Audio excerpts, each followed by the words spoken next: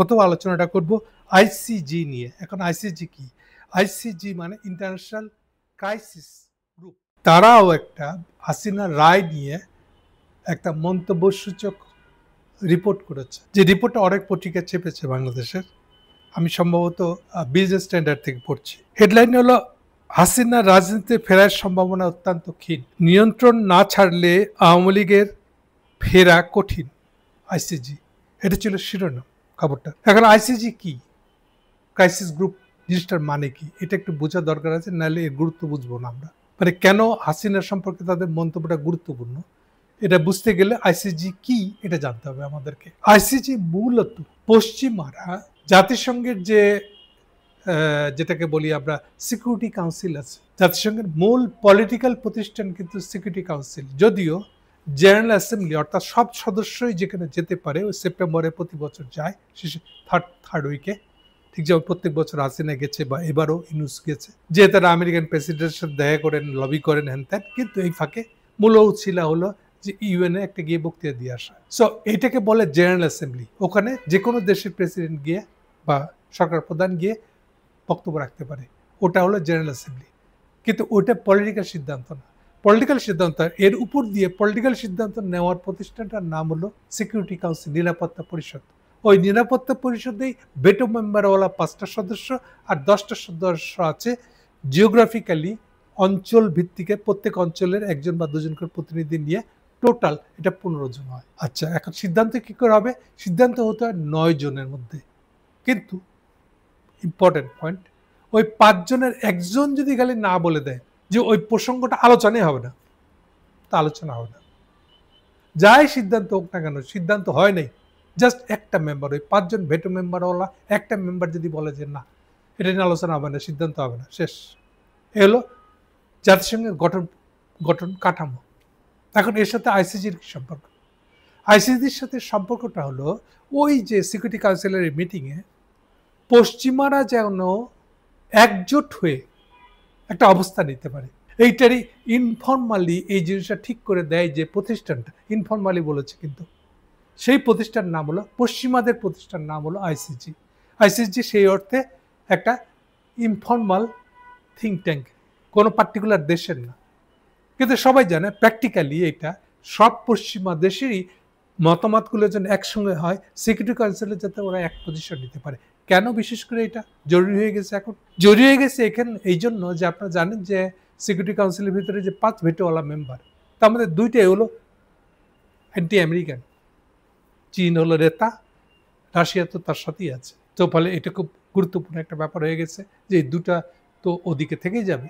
So তারা খুব সংগঠিতভাবে একসাথে পজিশন নিতে চায়। এখন সেটার জন্য নিজেদের মধ্যে কোঅর্ডিনেশন না থেকে তাহলে তো প্রবলেম হয়। এই কোঅর্ডিনেশনের বডিটা ইন্টারন্যাশনাল ক্রাইসিস গ্রুপ বা আইসিজি। কিন্তু খুব সাবধান, ফর্মালি কেউ না, এটা ফর্মালি জাস্ট একটা থিঙ্ক ট্যাঙ্ক। বহুত থিঙ্ক ট্যাঙ্ক আছে আমেরিকা, এটা তেমনই একটা থিঙ্ক ট্যাঙ্ক। ফর্মালি, ইনফর্মালি এটা এই ওকে।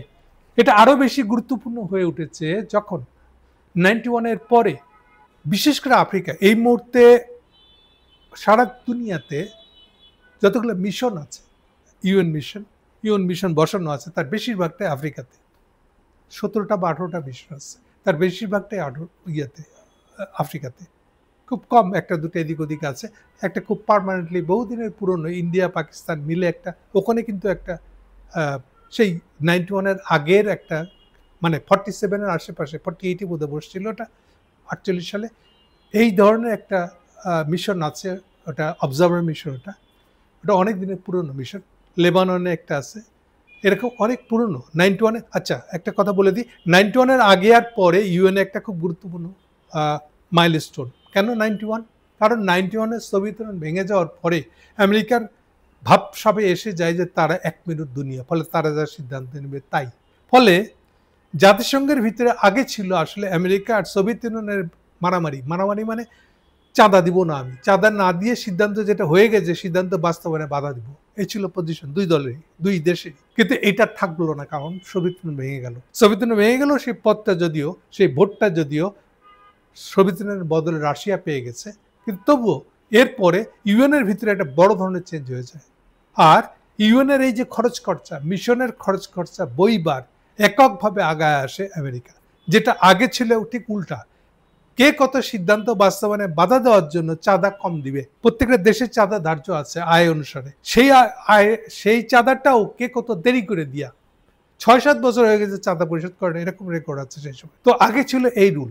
এই জন্য 91-এর আগে 91-এর পরে বলে জাতিসংঘের জন্ম ইতিহাসে বা কার্যক্রমের ইতিহাসে দুটো ভাগ আছে ধরা হয়। বেশি ডিপে চলে গেছি, এখন একটু গুটাই।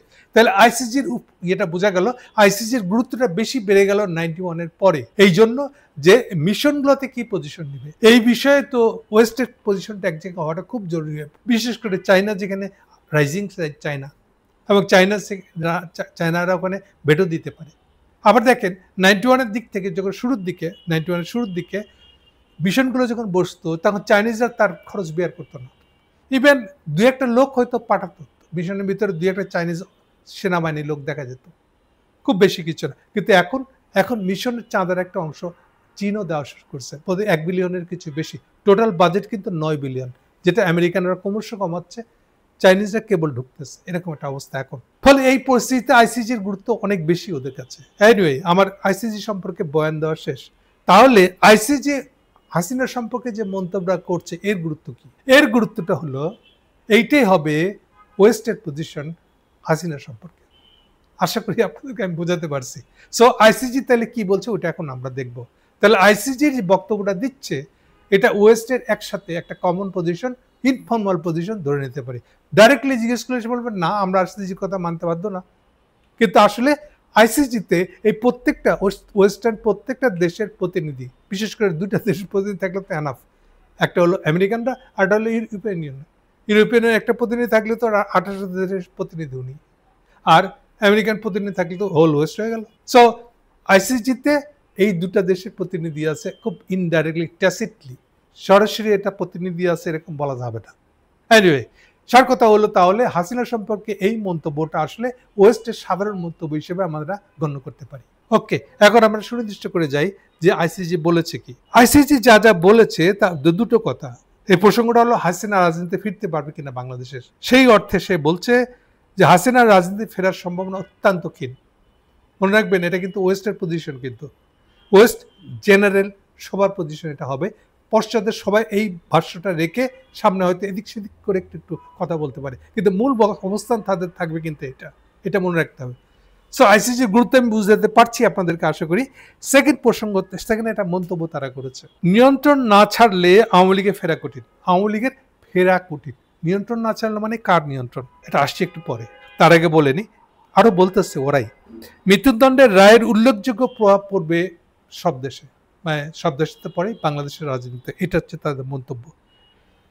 প্রভাব পড়বে বলে, প্রভাব রয়েছে বলে তারা মনে করে। তিনি যতক্ষণ আওয়ামী লীগের নিয়ন্ত্রণ ছাড়তে রাজি না হবেন, ততক্ষণ দলটি রাজনৈতিক অঙ্গনে ফিরে আসা কঠিন হবে।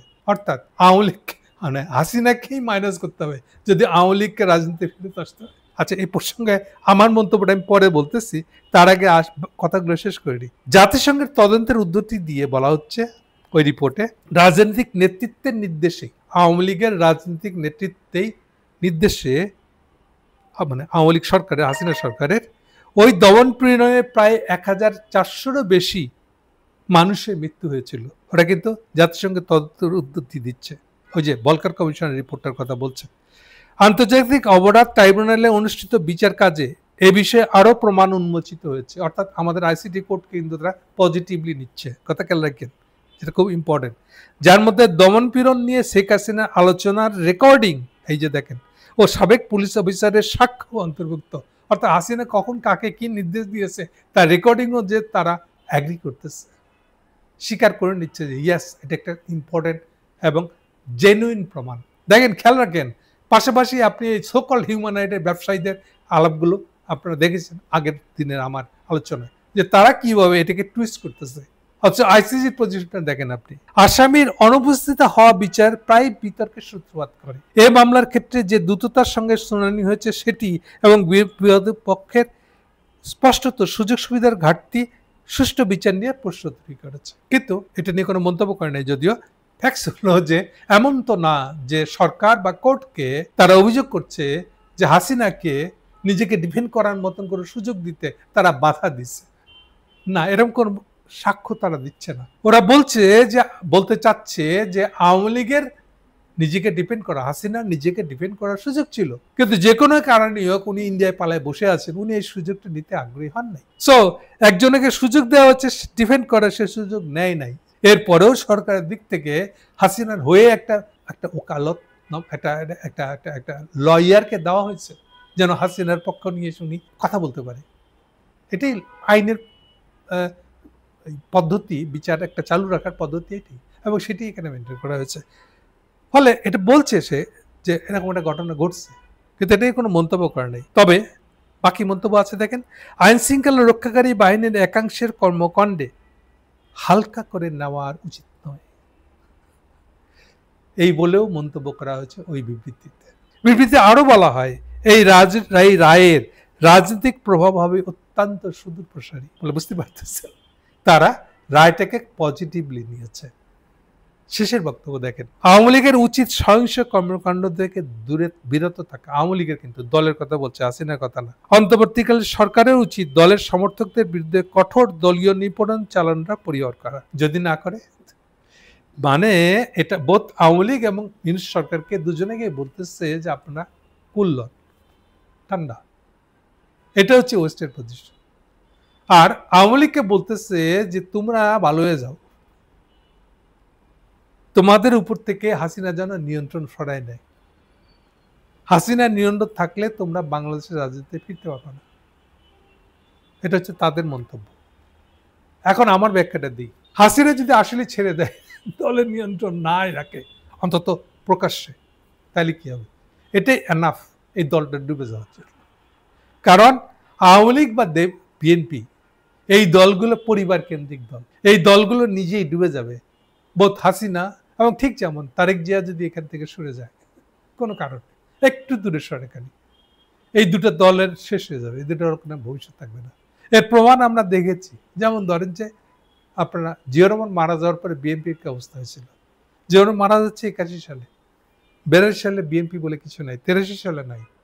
83 সালে 14 ফেব্রুয়ারি আমরা রাস্তায় বেরিয়ে পড়ছি, সচিবালয়ে ঘেরাও দিয়েছে, সারাদিন কার্ফু দিচ্ছে, দুপুর 3টা থেকে কার্ফু দিয়েছিল, এসব সারা রাত কার্ফু চলছে। 23 সালে বিএনপি বাইরেই বেরোয়নি। 84 সালে ওই 14 ফেব্রুয়ারি পালনের দিন বিএনপি আবার বাইরে ফিরে আসে এবং নিজেদের ভিতরে বাইরে স্টেপে খেয়ে মারামারি তারা করে বলছে। অর্থাৎ বিএনপিকে রান করাতেই পারছিল না। বদরুজ্জার বিপক্ষে একজন, পক্ষে একদল, পক্ষে বিপক্ষে দলের ভিতর দিয়ে একটা অচল হয়ে বসছিল।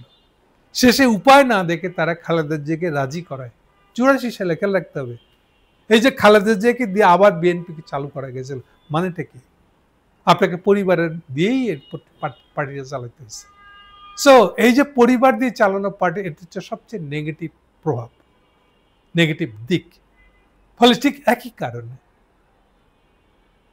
এই যে আওয়ামী লীগ, দেখেন শেখ মুজিব মারা যাওয়ার পরে এটা আব্দুর রাজ্জাক, মালেক উকিলকে দিয়ে চালানো হয়েছিল ঠিকই, কিন্তু রাজ্জাক এই কামাল হোসেন সাহেব এটাতে পেরে না উঠে ডেকে নিয়ে আসছিল হাসিনাকে, গিয়ে সভাপতি বানাই দিয়ে আসছিল। এবং তারপর থেকে আবার যখন হাসিনা চলে আসছে, আবার পরিবারের রাজনীতি হয়ে গেছে। হাসিনা তার আত্মীয় স্বজন নিয়ে এটা আত্মীয় স্বজন আওয়ামী লীগ হয়ে গেছে।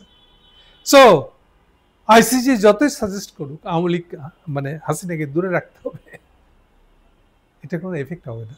তাহলে আইসিজির কথা, সার কথা কি দাঁড়ালো? আওয়ামী লীগের ফেরার সম্ভাবনা নাই। হাসিনার সাথে থাকলে তো নাই, হাসিনা আসলেও বা ছেড়ে দিল আওয়ামী লীগের কোনো ভবিষ্যৎ নাই। সার কথা একটাই, পশ্চিমা রাষ্ট্রগুলোর পজিশন, আওয়ামী লীগ গণ, হাসিনা ফিরত যেন না আসে, হাসিনা যেন পার্টিকে প্রভাবিত না করে, পার্টি থেকে যেন দূরে সরে যায়, মানেই হলো আওয়ামী লীগ গণ কেস। এটাই হলো ওয়েস্টের পজিশন।